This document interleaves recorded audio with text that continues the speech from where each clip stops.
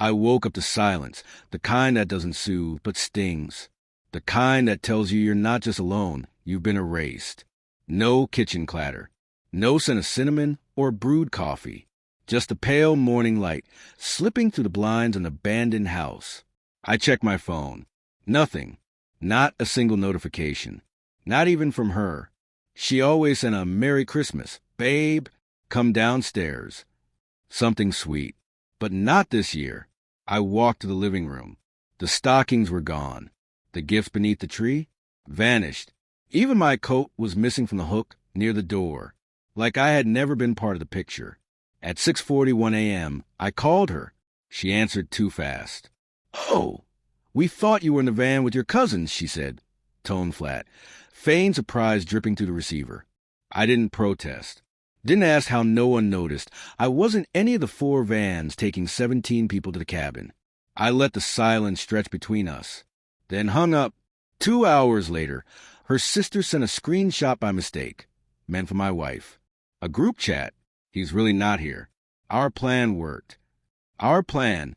I read it 5 times. Let the edges blur. Let the words twist and cut until they numbed. Then something colder took root. I didn't reply. Not right away. I let 15 minutes pass. Long enough for them to feel the tension, the slip. Then I sent one message. "Merry Christmas." That was all. Then I canceled the $12,500 cabin reservation. My name, my credit card, my gift, gone. Step 1. I met Claire 10 years ago. She was a light in the darkness, a lifeline when I was barely keeping afloat. Her family welcomed me, or so I thought. Over time, birthdays, holidays, barbecues, they blurred into tradition. I helped her brother avoid bankruptcy. Got her father a top neurologist when his health was failing. Babysat her niece during her sister's breakdown. I gave them everything.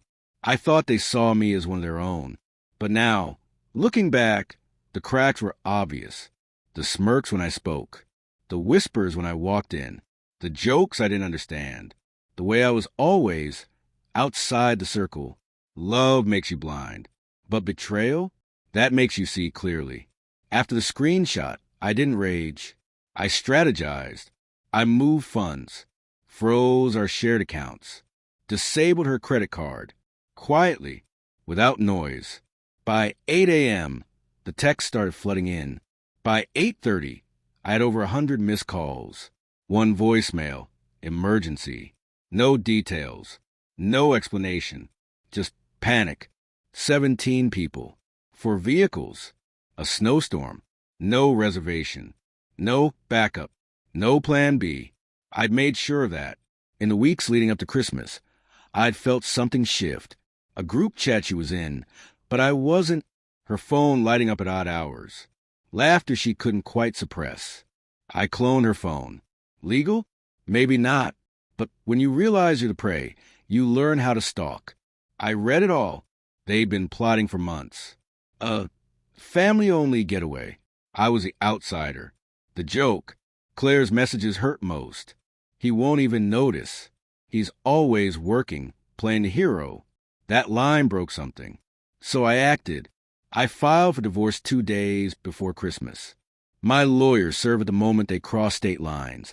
Attached were screenshots. Every word she typed. Every cruel little secret. And I wasn't done. The cabin only allowed refunds under medical emergencies. So I faked a doctor's note. Refund processed. Straight to my private account. Merry Christmas. By noon, the phone wouldn't stop buzzing. I turned it off. Drove across town to my sister's place. She met me with tears and cocoa. She always knew they weren't what they seemed. We shared dinner. Open presents. I laughed for the first time in what felt like forever. Meanwhile, they were huddled in the cold outside a locked lodge, calling someone who had disappeared like fog at dawn. Claire came back 3 days later. Alone. The house was quiet, furniture sparse. Only what I hadn't paid for remained. She looked around, bewildered. I watched on the security feed. Didn't react when she screamed. Just stared. She called. Again and again. Then a final text. You didn't have to go this far. It was a joke. I replied with the last piece. A photo. The screenshot of her sister's message, printed, framed, next to a copy of the divorce email. Timestamp 7:59 a.m., just 4 minutes before that desperate voicemail. She never answered. Her lawyer did. She's fighting the prenup now. Claims emotional coercion. I sent the court a dossier. Every message, every plan, every word she tried to hide. Her case crumbled before it started. Now the house is mine. Silent, but at peace. This stillness? It feels deserved. They say revenge is best cold. I disagree. It's best quiet. Let them scream into the wind, wondering how the man they dismissed became the ghost that dismantled their comfort, their holiday, their lies. I don't hate them anymore. I don't have to. They gave me truth.